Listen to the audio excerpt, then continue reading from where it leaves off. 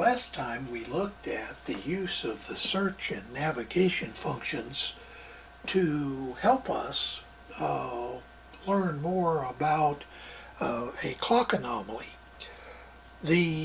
What you see on the display, let me move it a little bit so you can see a little better the pulse that we are triggering on. This is a fairly narrow pulse. We'll go down to, let's say 20 nanoseconds per division. So you can see it's about a 10 nanosecond wide pulse. And it's an anomaly in the middle of a clock chain, very much like the signal we were looking at when we did the search and navigation description. But this is actually a much less frequent pulse. It is it's from the DS6000 demo board, and the one that we were looking at with search was called frequent anomaly, and it occurred about every millisecond. This is called rare anomaly, and it only occurs, the manual says about every 100 milliseconds, so about every tenth of a second. I have found that it's actually a little bit more often than that, but not much more. So we'll talk about that when we get there. So where are we going with this video? Well, what I would like to do is to talk about another way of looking at signals like this that don't occur very often, but you need to get some more data about them. And that is called the record, and of course there is also a playback or function that allows you to look at the recorded signals. But before we actually talk about record, I would like to review something about the way that memory is used in a digital oscilloscope like this. I think it might help if we did that before we tried to look at the record function. So this is page 4-10 in the 2020 MSO5000 manual. That is the one with the 2020 publication date. And you notice this is in the section called memory depth. And this is a little example of the acquisition that occurs in a digital oscilloscope. Notice that there is a trigger which is in the center of the screen, and the area to the left of that is called the pre-trigger, and the area after that is called the post-trigger.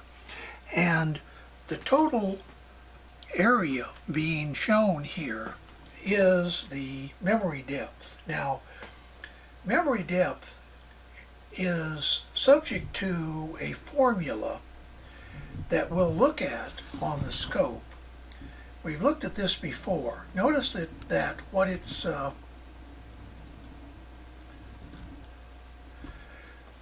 it is this formula. Memory depth equals S rate, which is sample rate, times the time scale times the horizontal divisions. Well, in the MSO5000, horizontal divisions is 10.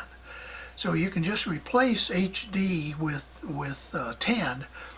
TS is, of course, the time scale that you have the horizontal time base set to. So like if it's 10 microseconds, then that's per division, then that's this. And of course, since there are 10 divisions, that means that at 10 microseconds per division, the entire display is 100 microseconds long. And then the sample rate multiplied by that total, that is the total time represented by the display, gives you the memory depth. Now, the sample rate, of course, is limited to 8 gigasamples per second in the MSO5000. I say limited, that's a pretty good, pretty fast sample rate. But there are limits on every oscilloscope. So I tell you that because in a little bit we're going to be looking at the record function, and in doing that it's important you understand the concept of memory depth related to the horizontal time scale and the sample rate. If you hold the sample rate constant and you vary the time scale, then the amount of memory you use will change. On the other hand, if you keep the amount of memory the same and you vary the time scale, then you have to change the sample rate at some point. So let's take a look at that on the oscilloscope. Now I have zoomed in on the MSO5000 to the relevant window, which is this window here with the H symbol on the left. Notice that our time base is 500 nanoseconds, and to the right of that is shown 8 gigasamples per second and 100,000 points. Now I have set the memory depth to 100,000 points, and I've done that because it can be a little confusing if you use the auto memory.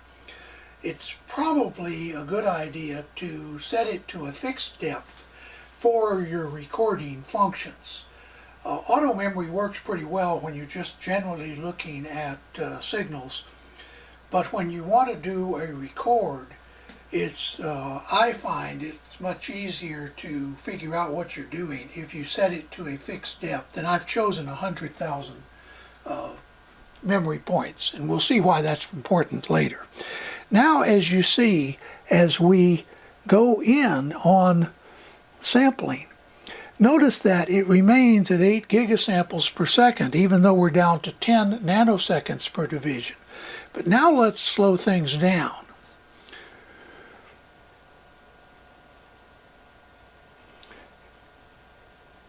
Here we're at 1 microsecond, and notice we're still sampling at 8 gigasamples per second. And if you do the math, you'll see that that is well within the range of the oscilloscope. But if we go to 2 microseconds per division, notice to continue to fill 100,000 points with a 2 microsecond per division time base, we have to slow the sample rate down to 4 gigasamples.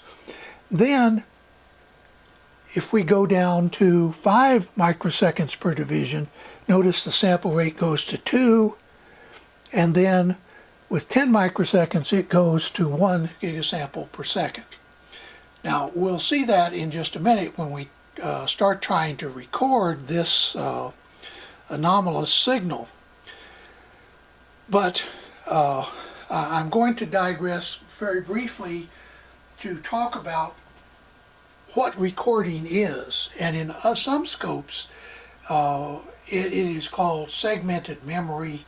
It has other names depending on whose scope you're using. But basically what it amounts to is dividing up the memory and using chunks of memory so that we can look at rare events without filling up all of the memory in between those rare events with unneeded information.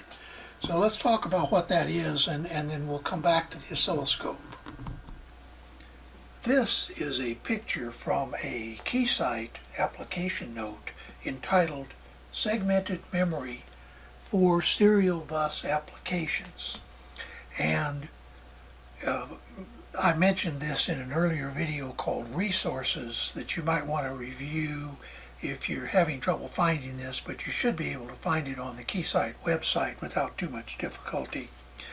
What this picture shows is what is called traditional single-shot acquisition. In other words, it doesn't necessarily have to be a single shot. This can be a normal trigger or auto trigger or a single shot acquisition. But basically, when you have a series of signals and you want to determine what the distance is between these two signals, for example, you have to record at least 2 of them so that you can measure the time between these 2.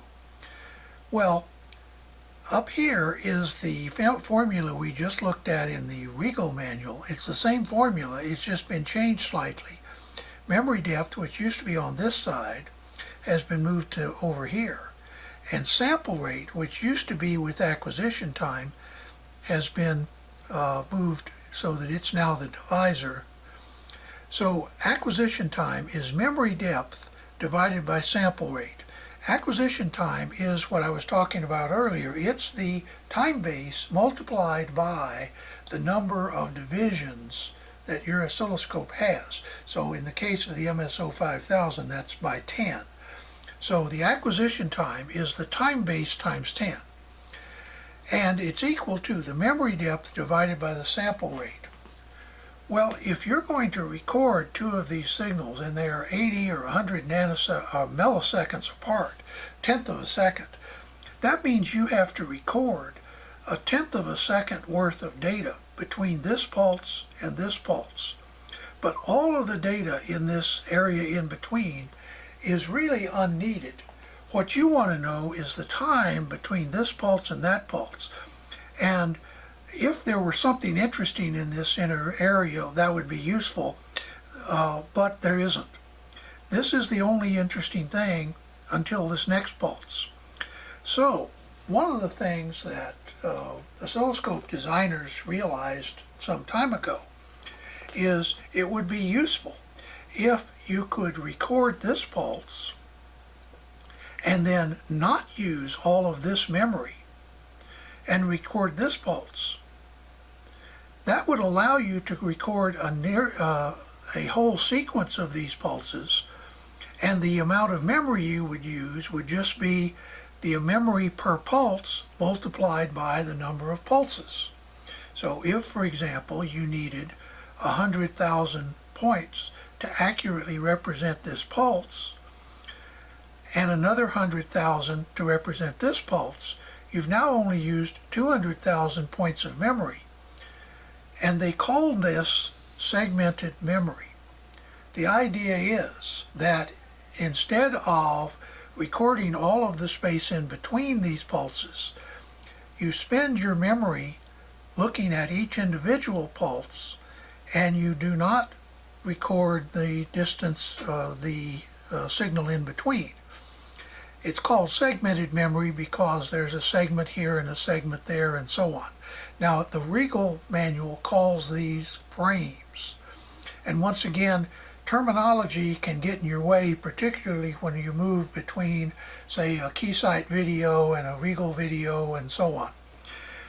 Keysight calls these segments, Rigol calls them frames. So now I think we have the background we need to take a look at the record function on the MSO5000. So I said earlier that it is, I find it useful to set the memory depth before I turn on the record function. How do you do that?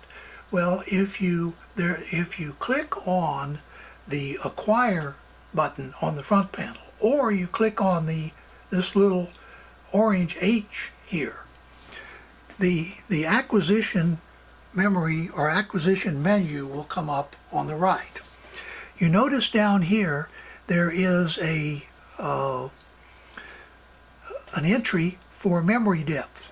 It allows you to select auto depth, 1,000 memory points, 10,000 memory points, and so on up to 100,000 memory points, which is the maximum that comes with this scope without buying an option. There is an option that expands the memory to 200 mega samples or mega points, but I do not have that option in this scope, so 100 is the most I can do. Notice I have set it to 100K. Now, if you look up here, you see that at this time base, 100,000 points will sample at 4 gigasamples per second because I have the time base set to 2 microseconds. Now I'm going to touch the utility key, and this utility menu comes up, and then down here I am going to click on record. Notice at the top that record is turned off. We have to turn it on. And notice that down here it says more. We'll come back to these others in a minute. We're going to click on more. And here you see it has a number for frames. Now I'm going to click on set to max. And notice that it changed to 9,175 frames. That is how many frames that we can record with the present setting of the oscilloscope. That is, with 2 microseconds per division and at a sample rate of 4 gigasamples per second. And setting aside 100,000 memory points for each frame. Keysight would call them segments. So now we're going to go back to the record menu, and we're going to click on record. And we're going to let it record for a while. Notice that it's done 40, 50, 60. I'm going to stop the recording at this point. And notice that it shows that we have recorded 93 frames or segments out of a possible 9,125 or 75. And notice that the oscilloscope has stopped. So now let's go look at what we have recorded. To do that, we go to more, and up here is setting play. Notice that it shows a start frame and an end frame. End frame is 93 and start frame is 1. And then the interval we'll talk about later. If we go back to the record menu, it says we can jump to the first segment of the first frame. So that's what we're going to do. Notice that the current is now set to 1, and notice up here it says 1 out of 9175.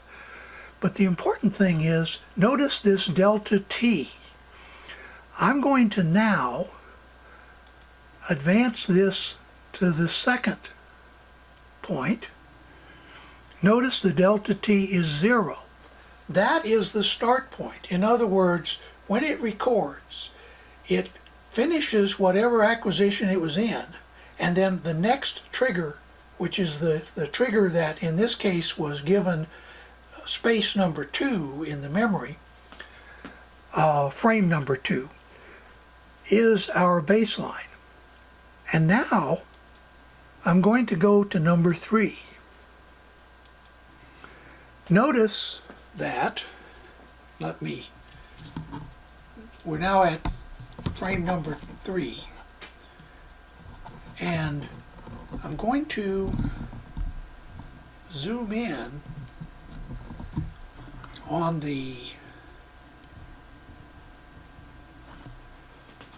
this section up here.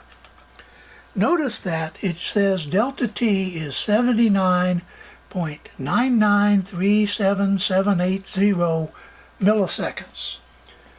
What that means is that the time between, let's come back down just a little bit so we can see the time between this anomaly occurring in frame number 2, which is our 0 frame or 0 time frame, to our third frame, which is the one we're on currently, was 79.9, call it 80 milliseconds. Now, if we had tried to do that with just running the memory, that 80 milliseconds between those two pulses would have been used up at this rate. Instead, we have lots of memory left over. Remember, we've only used 93 out, or I think it's 93 out of a possible 9,000 samples or frames we could have collected. But more importantly, we have now been able to determine that these anomalies occur every 80 nanoseconds. Now let's look at the next one. And if we're right that they're every 80 nanoseconds roughly, then if we go to number 4, the next one, it should go to about twice 80 or 160 milliseconds. We click on OK, and sure enough, 159.9875, I won't read the rest, is the time of the next occurrence of this anomaly. So we have been able to determine that this anomaly occurs about every 80 milliseconds. That can be valuable when you're troubleshooting an embedded system, and shows the advantages of the record function. Now before we leave this, I'm going to show you one other function, which is the play function. Notice up here the setting is play. If you click on that, it goes back to record, which, by the way, if you want to reset the record data, you have to have the setting on the record setting. We're going to change it to the play setting. Notice down here that it says the interval is 500 milliseconds. What that means is that we're going to play this back at an interval of 500 milliseconds, and the sequence is going to be from lower to higher. So we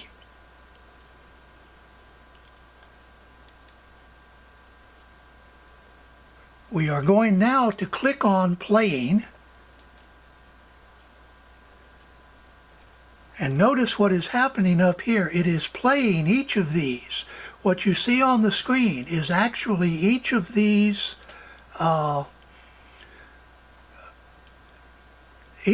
records being displayed on the screen. Now, if they were slightly different, you'd see changes in them. In fact, if you pay careful attention to like this little glitch right here, you'll see that each one is slightly different. So all 93 of those are being played at a half a second per picture. So this is the record and play function. It's now finished playing, and notice it is finished at 93, and that may or may not be useful to you, but it is another way to go through the recorded samples or the recorded frames. You might ask, well, why don't you just use the search function? And the answer is, for a reason that I do not understand, the search function will not work for pulses that are further apart than about 4 to 5 milliseconds. Now that may be a deliberate design decision in the MSO5000, or it may be that I don't understand how to use it, but I have been unable to get the search function to work if the repetition rate of the anomalous signal I'm trying to look at is more than 5 milliseconds apart.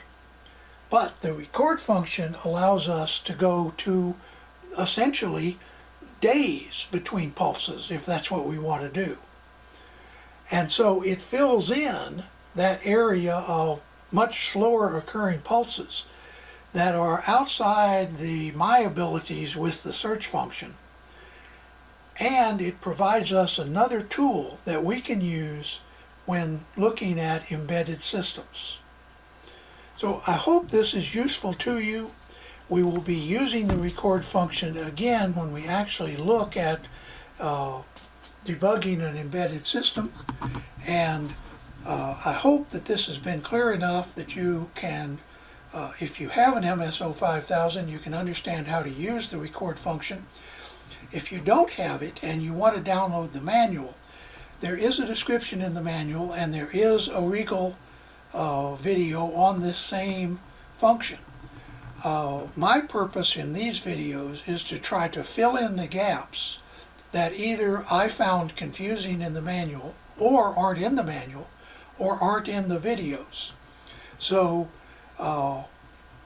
once again, I'm not trying to cover everything that's in the manual or everything that's in the existing Rigol videos. I'm just trying to cover the things that I found useful in trying to use and apply this function in an embedded system. So once again, stay safe and have a nice day.